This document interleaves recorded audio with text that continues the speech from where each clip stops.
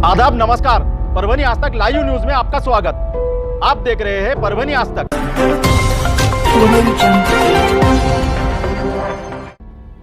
वंचित बहुजन आघाड़ी के राज्य उपाध्यक्ष धनराजी वंजारी, इन्होंने महाराष्ट्र दौरे के दरमियान परभनी जिला दौरा कार्यक्रम में वंचित बहुजन आघाड़ी के जिला कार्यालय में पदाधिकारियों से चर्चा कर पार्टी के कार्य का जायजा लिया है। धनराज वंजारी वंचित बहुजन आघाड़ी के बड़े कद्दावर नेता के रूप में जाने जाते हैं। वो एक अध्ययनशील निडर राजनेता की हैसियत से पार्टी में राज्य उपाध्यक्ष के रूप में महाराष्ट्र भर में किसानों और आम नागरिकों के मूलभूत सुविधाओं को लेकर पार्टी के विचार को लेकर कार्य कर रहे हैं। इस दौरान इन्होंने किसानों की समस्या और नागरिकों के हित में राज्य सरकार को जगाने वाली बात कही है। परभनी आज तक के दिए एक मुलाकात में उन्होंने कई मुद्दे उठाए हैं जो कहीं ना कहीं आपको सोचने पर मजबूर कर सकता है। आइए सुनते हैं वंचित बहुजन आघाड़ी के राज्य उपाध्यक्ष माननीय धनराज वंजारी जी को।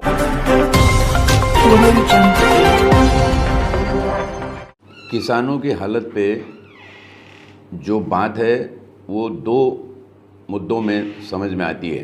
पहला तो यह है कि किसानों को उसकी हालत से जलील किया जा रहा, इतना जलील किया जा रहा है कि वो अपनी ज़मीन बेच दे और चला जाए।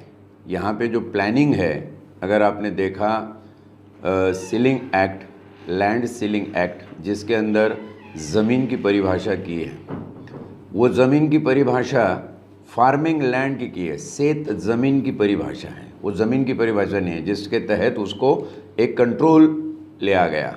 उसके बाद में जो दूसरी कानून है वो इसेंशियल कमोडिटी एक्ट, जीवनावश्यक वस्तूचा कायदा। इस कानून के तहत जितने प्रोडक्ट हैं वो सारे के सारे किसानों के प्रोडक्ट डाल दिए ताकि उनके प्रोडक्ट पे जब चाहे वो अपनी हुकूमत लाद सके। उसमें कोई इंडस्ट्रियलिस्ट का प्रोडक्ट नहीं है। तीसरा है भूमि अधिग्रहण, लैंड एक्विजिशन एक्ट, जिसके अंदर जब भी चाहे विकास के नाम पर आप उनकी ज़मीन को हड़प सकते हो। अगर तुम्हारे खास मर्जी का है तो उसको 40 करोड़ 1 एकड़ का दे दो, या तो फिर कोई तुम्हारे मर्जी का नहीं है तो धर्मा पाटिल को जहर खाकर मंत्रालय के सामने खुदकुशी के लिए मजबूर कर दो।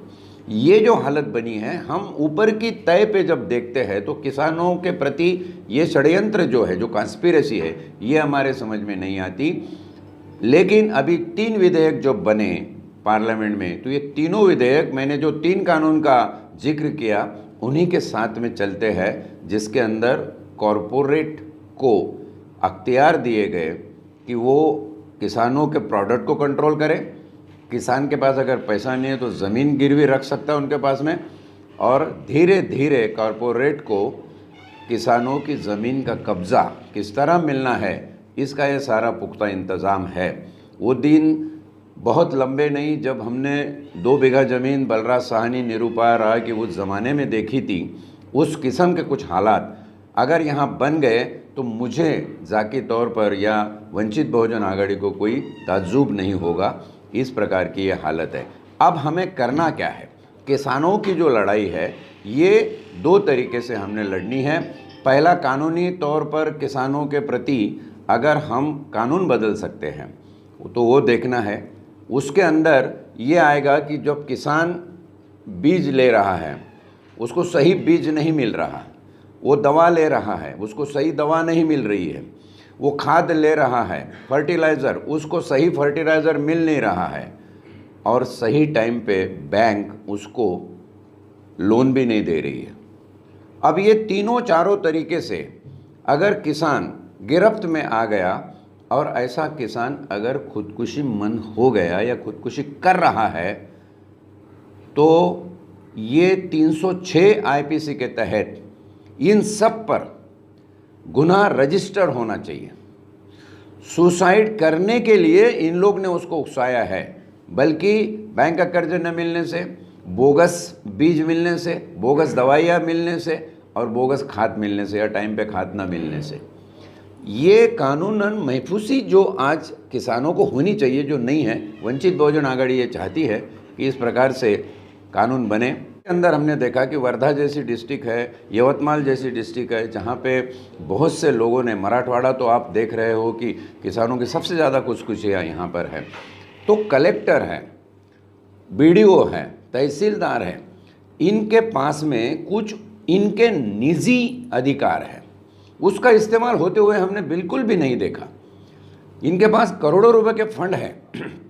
अगर आपने एक सर्वे किया, आपके पास में सर्वेलेंस डिपार्टमेंट है, पुलिस की मदद आप ले सकते हैं, जिला का कलेक्टर पुलिस की मदद ले सकता है, हर थाने में हर चौकी में खुफिया पुलिस होता है। क्या ये पता लगाया नहीं जा सकता कि किस गांव में किस किसान की हालत खस्ता है? उसके किसान के खेती के औजार दे सकते हैं, उसको थोड़ा सा लोन दे सकते हैं। इस प्रकार से अटेम्प्ट होता हुआ वंचित बहुजन आघाड़ी को दिखता नहीं है। वंचित बहुजन आघाड़ी एक तो कानूनन तौर पे इस तरीके से कानून किसान के फेवर में होना चाहिए उसके लिए लड़ेगी, और दूसरा प्रशासन लेवल पर ये प्रशासकीय अधिकारी जो है बड़े बड़े एसी में बैठकर लाल दिवे की गाड़ियों में घूम रहे हैं। मेरा कहना डिस्ट्रिक्ट का कलेक्टर है, डिस्ट्रिक्ट के कलेक्टर की वही जिम्मेदारी होनी चाहिए जो जिम्मेदारी किसी को सुसाइड करने के लिए, खुदकुशी करने के लिए उकसाने वाले की होती है। आप उसे कंट्रोल नहीं कर पा रहे हो, आपको ये करना होगा। सर, दूसरा सवाल ये है कि कोरोना काल में राज्य शासन के कुछ निर्णय नागरिकों के हित में नहीं नजर आ रहे, तो आपको लगता है कि ये सरकार नाकाम हो गई है? सरकार पूरी तरह नाकाम है, सिर्फ यहाँ की नहीं है, राज्य की तो पूरे केंद्र की सरकार नाकाम है। क्योंकि जो कोरोना का समय चला और कोरोना के समय चलते जब 30 जनवरी को पहली केस कोरोना में बरामद होती है, एक लड़की जो वुहान से डायरेक्ट बाय फ्लाइट केरला में आती है, स्टूडेंट है, तो ये जाहिर है कि फ़्लाइट से आया, कोरोना फ्लाइट से आया। कोरोना कोई रास्ते से चल के नहीं आया, और फ्लाइट से कौन आते हैं, कौन चलते हैं? फ्लाइट से वही लोग चलते हैं। हमने देखा ही नहीं, हमने आवाम की फिक्र की नहीं। भारत के वो पड़ा है वो पड़े हैं, खाली बोल दिया कि आप ऐसा करेंगे वैसा करेंगे, ये लगाएंगे, नमस्ते ट्रंप प्रोग्राम ले लिया। ट्रंप के आते कम से कम 2500 लोग आए हैं। क्योंकि मैं जब अमेरिकन प्रेसिडेंट क्लिंटन आए हुए थे बम्बई में, तब का चश्मदीद गवाह हूँ। उनके ताफे में 5000 लोग थे। अब इतने ज़्यादा पैमाने पे अगर फॉरेनर्स आ रहे हैं तो उसका क्या इंतज़ाम, उनकी चेकिंग क्या थी?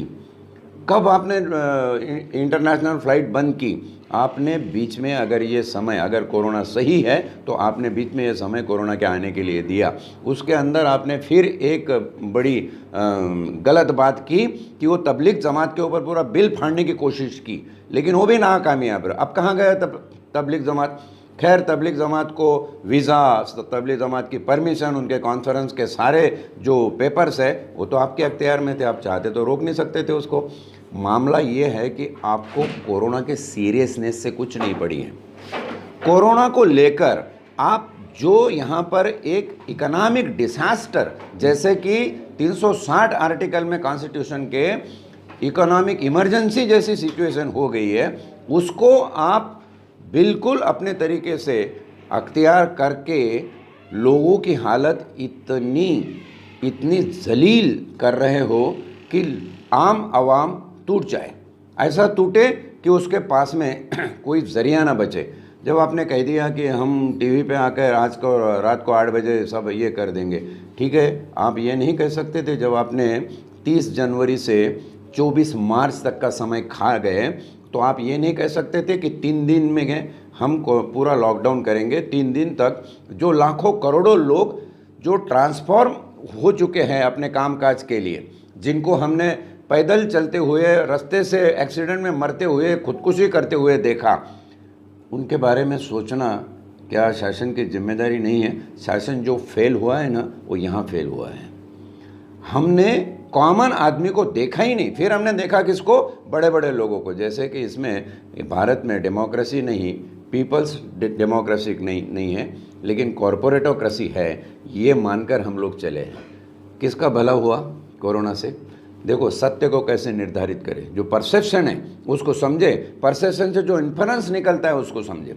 दवाइयाँ बेताशा लोगों ने बेच के पैसे कमाए, लोगों को डर साइकोलॉजिकली ऐसे कर दिया कि हर कोई अपने जान का जोखिम उठाने के लिए तैयार नहीं है, भाग रहा है, डर रहा है, छिप रहा है। जो मिल रहा है वो दवाइयाँ ले रहा है। हॉस्पिटल ने लोगों को किस तरह लूटा। ये धंधे वाले जो बिजनेसमैन हैं, उन्होंने 5 रुपए की चीज़ 50 से लेकर 100 रुपए में बेची। उन लोगों ने किस तरह लूटा? आपने किसको लूटा? कॉमन आदमी को लूटा। आज वंचित बहुजन आघाड़ी के सामने यही एक सवाल है कि कॉमन आदमी का ये देश है कि नहीं है, कि सिर्फ चंद कुछ लोगों का ये देश और वो चाहे अपने दिल से उतना सितम कर ले। वंचित बहुजन आघाड़ी उन लोगों के हक के लिए खड़ी है और वंचित बहुजन आघाड़ी का ये बिल्कुल कहना है, आरोप है केंद्र और राज्य की दोनों सरकारों पर कि कोरोना के अंदर आप फेल हो गए। आज भी इन्होंने जो रिलैक्सेशन दिया है, अनलॉक की प्रोसेस शुरू की है, बसों की ट्रेन की क्यों नहीं कर रहे हैं? बस में चलने वाले को कोरोना नहीं होगा, ट्रेन में आ जाएगा तो कोरोना हो जाएगा। आपने कई ऐसी जगह, आज हम बताते हैं तुमको, मंदिरों से लेकर सारे सत्याग्रह सारे आंदोलन वंचित बहुजन आघाड़ी ने की है। आप क्यों नहीं खोल रहे हैं मंदिर? मंदिर में अकेले पुजारी का पेट नहीं है। वो जो रास्ते पे बैठे हैं उट्ठल के मंदिर में, जो सामने मुआयना जैसी सिचुएशन है कि वहाँ पे अबील गुलाल अगरबत्ती धूप दीप बेचने वाले कई मुसलमान भाई हैं। ये थोड़ी ना कोई मजहबी मामला है। हमको तो खाली बदनाम करने का बहाना चाहिए कि आप मजहबी तरीके से करते हो। ये बिल्कुल कोई मजहबी मामला नहीं है।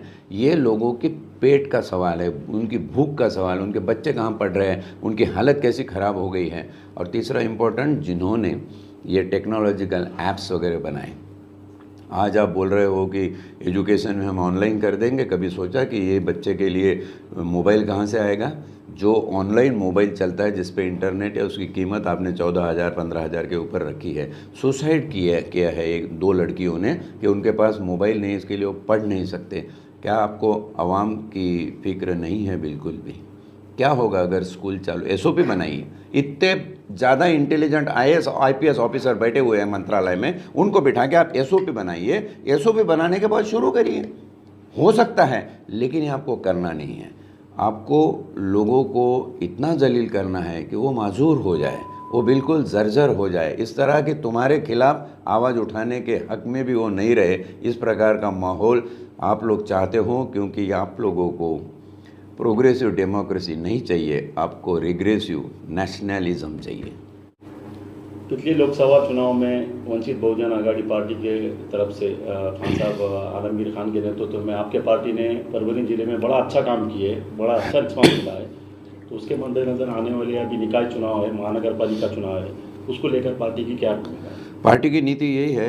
हालांकि हमने लोकसभा में खाली 1 सीट मिली हमको विधानसभा के अंदर जो चाहिए था उतना जो हम चाहते थे उस प्रकार से सक्सेस नहीं मिला। लेकिन एक बात हुई, मुश्किल से 2 साल हो रहे हैं इस वंचित बहुजन आघाड़ी को। ये बड़ा नया पॉलिटिकल पार्टी है और इतने चलते आज कई लोगों के ज़ुबान पर वंचित बहुजन आघाड़ी का नाम है।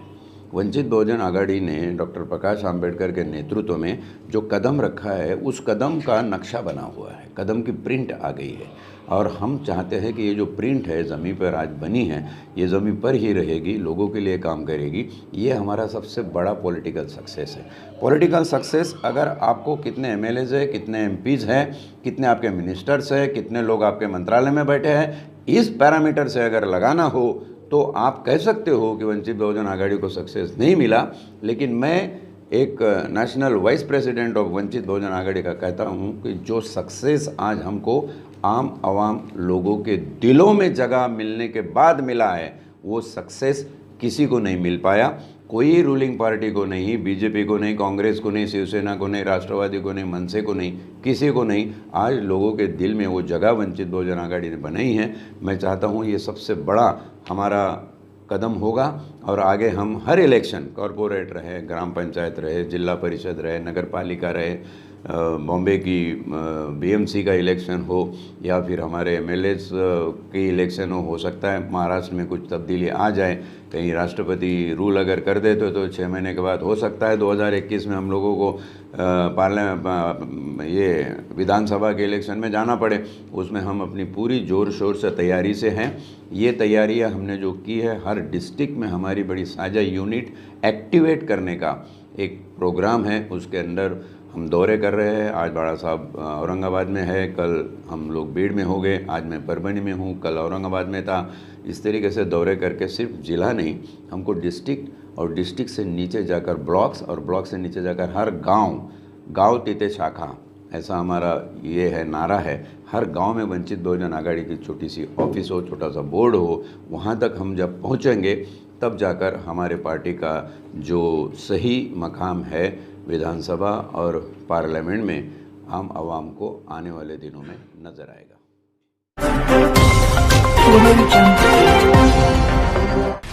दर्शकों से ये अपील है कि इस महामारी संकट समय में आप अपना और अपने परिवार का ख्याल रखें, सुरक्षा के उपाय अपनाएं ताकि आप सुरक्षित रह सके।